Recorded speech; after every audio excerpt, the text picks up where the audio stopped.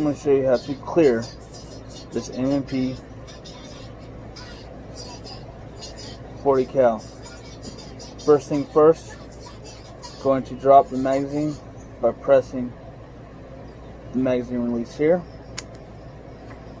removing the slide, the magazine. Then we'll pull back a slide using these grooves, and that will eject this round. I'll set it to the side. Then we'll rack the slide back, pushing up the magazine catch. Then we'll visibly inspect the chamber, looking down in here, feeling inside this chamber, visibly inspecting down inside, making sure all is clear. Again, looking down, feeling inside the chamber. As you see, this gun has been cleared of all ammunition.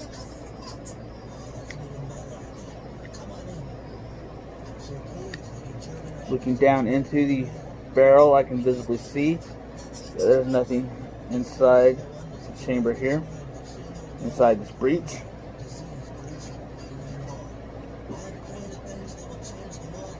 I can visibly feel there's no ammunition. I can visibly see.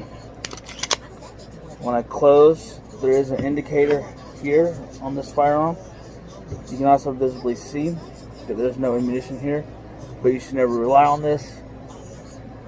There's no magazine in here. You visibly see. And that's how you visibly check to see if this gun has been cleared. Hello, I'm prepared to do a function check on this Smith & Wesson M&P. First things first, I'm going to clear the weapon. Now this firearm is cleared, I'm actually going to remove all ammunition from the work area. I will rack the slide and lock it back. Visibly check to make sure this firearm has been cleared.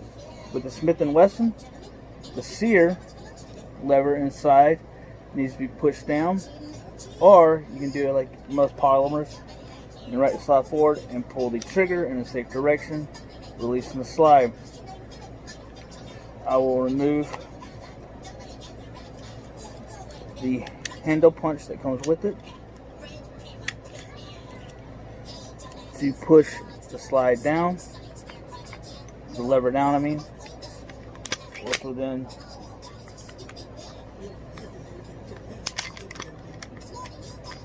you gotta push this lever down, which will release the breech block. Removing that, this gun has now been field stripped. To break it down further, you'll remove the spring and barrel, like so, and that will complete the field strip process. To put it back together, you'll place the barrel in. This spring has been color coded with the green side will face forward. Place it in, push spring gently, place slide on, lock it back, push breech block in, make sure the sear level is pushed back up, then close it. Now we'll perform a function test.